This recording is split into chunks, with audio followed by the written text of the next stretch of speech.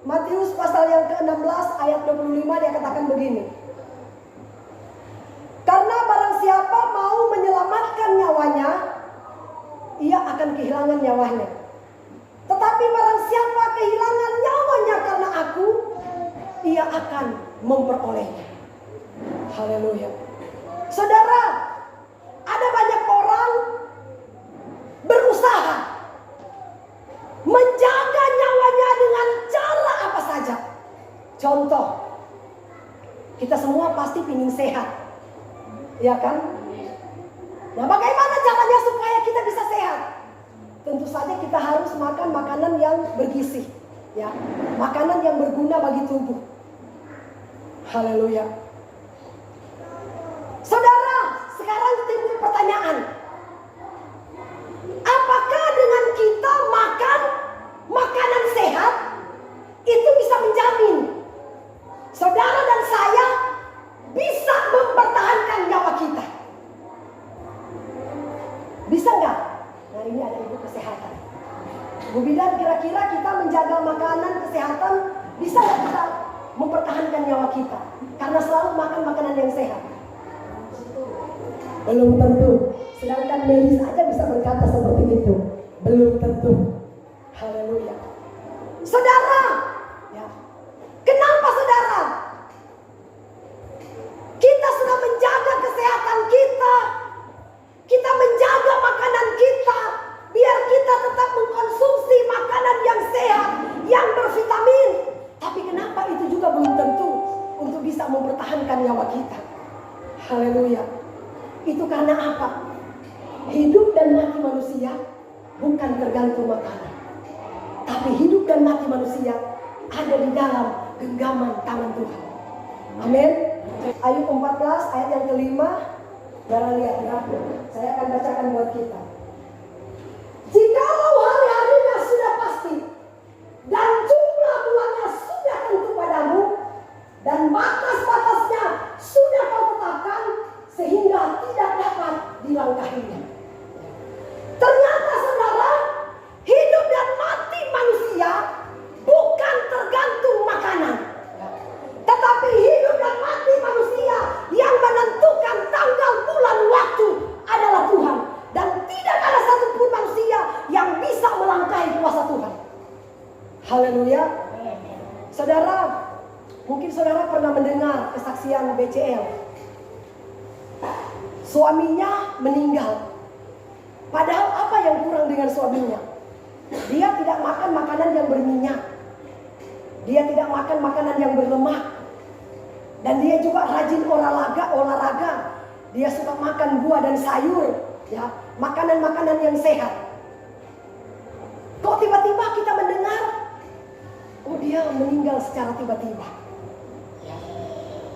Rajin olahraga saudara, rajin makan makanan yang sehat, ya. Ternyata saudara itu tidak menentukan apakah kita bisa mempertahankan nyawa kita atau tidak. Yang pasti nyawa kita ada di dalam tangan Tuhan. Kalau hidup kita masih berguna bagi Tuhan, Tuhan akan mempertahankan nyawa kita. Amin.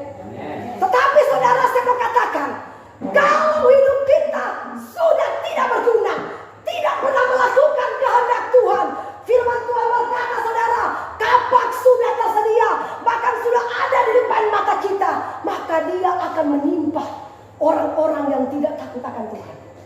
Haleluya. Itu kata Alkitab, bukan kata saya. Haleluya. Untuk itu mari saudara, ketika Tuhan datang menjemput kita, adakah dia dapati iman kita di bumi? Haleluya. Saudara, mari kita buka Alkitab. Matius 16 ayat 25. Karena barang siapa mau menyelamatkan nyawanya, ia akan kehilangan nyawanya. Tetapi barang siapa kehilangan nyawanya karena aku, ia akan memperolehnya terus. Apa gunanya seorang memperoleh seluruh dunia tetapi kehilangan nyawanya? Dan apakah yang dapat diberikan yang sekadar ganti nyawanya? Haleluya. Saudara, saya mau kasih tahu ya, boleh-boleh saja kita menjaga kesehatan, itu penting memang. Tetapi jangan sampai saudara kita salah berpikir. Hidup dan mati itu di dalam genggaman tangan Tuhan, ya.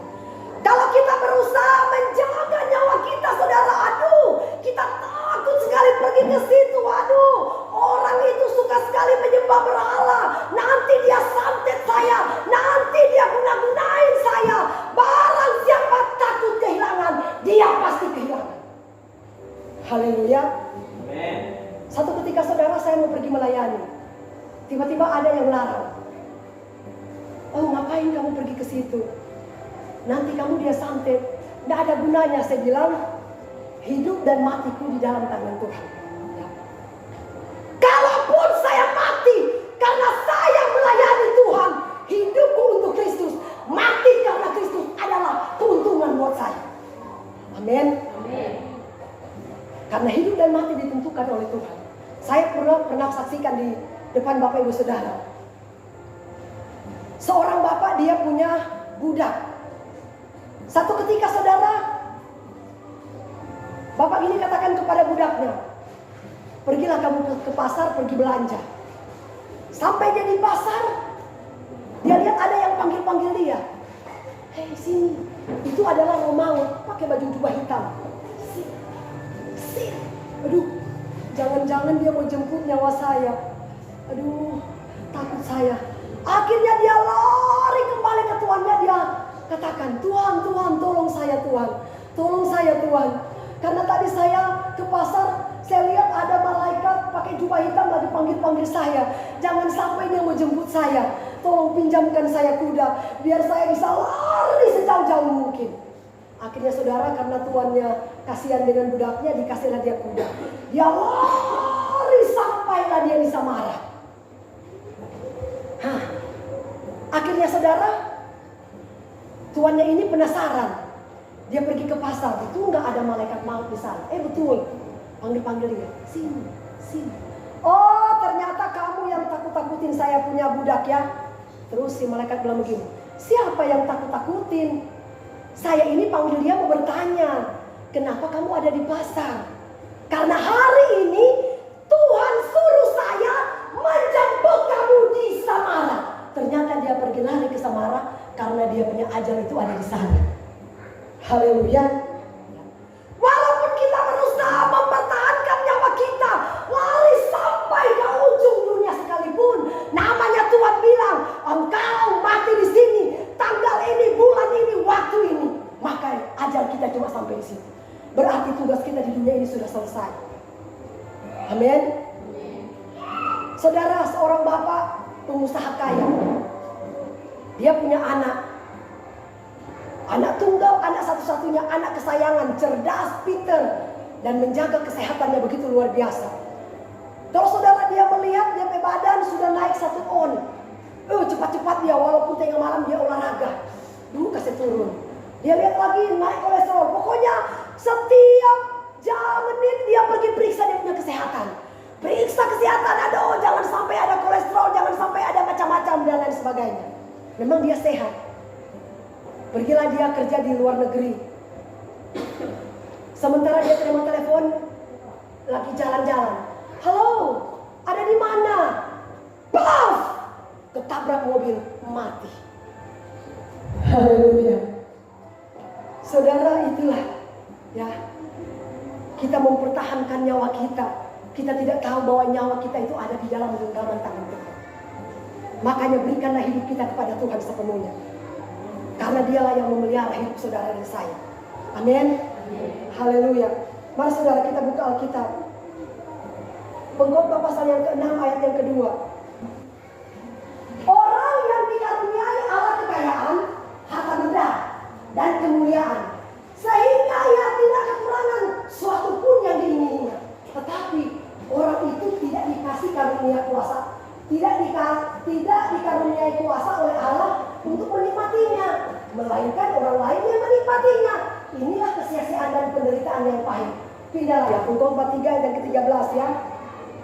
Saudara lihat ya.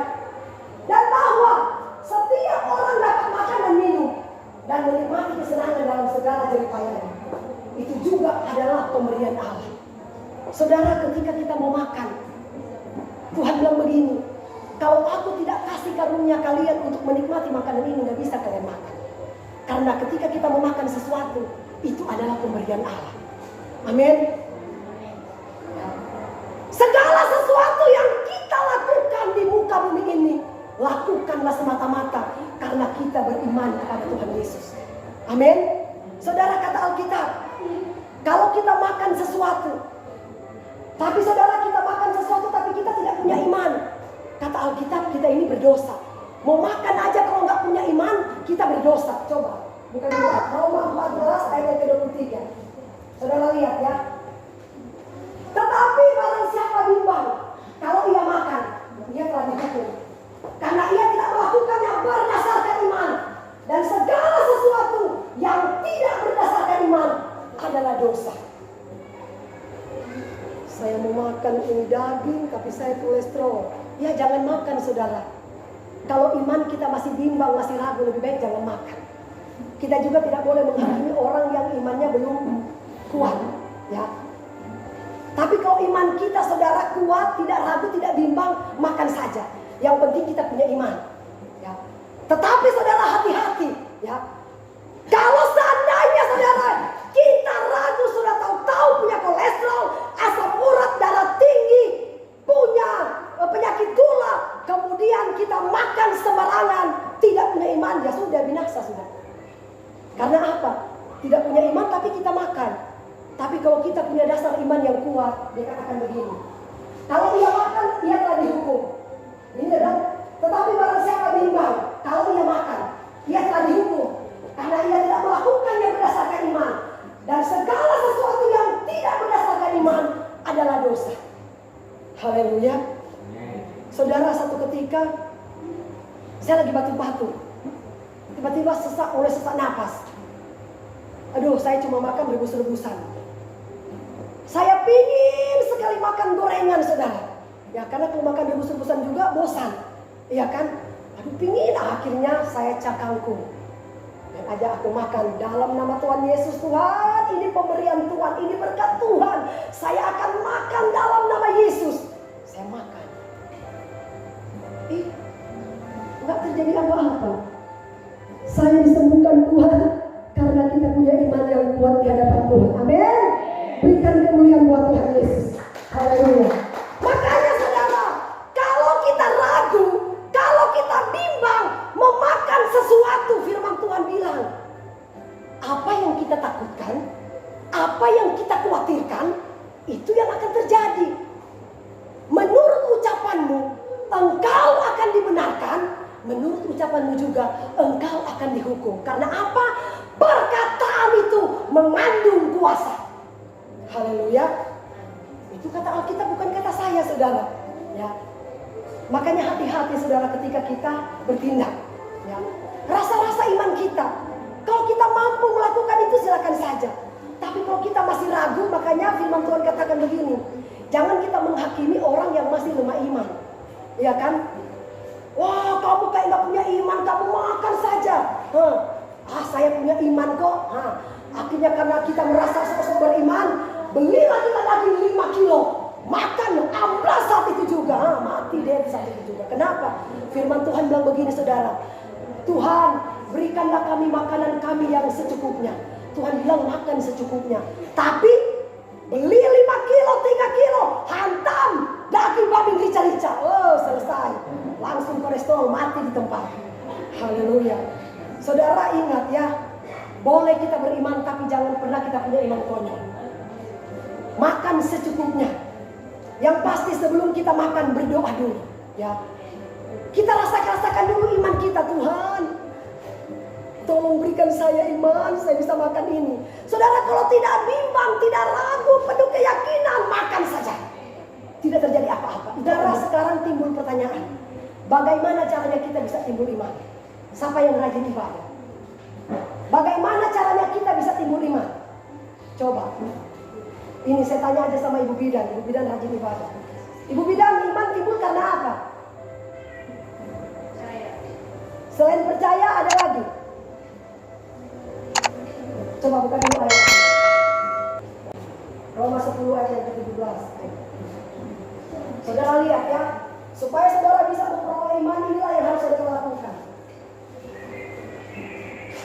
Jadi iman timbul dari pendengaran. Pendengaran oleh apa? Baca. Bagaimana mau timbul iman, saudara?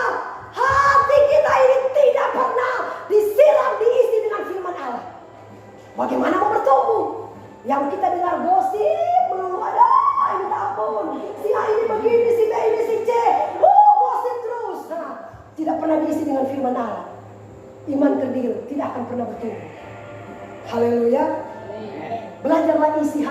dengan firman, supaya iman kita bertumbuh kokoh di hadapan Allah.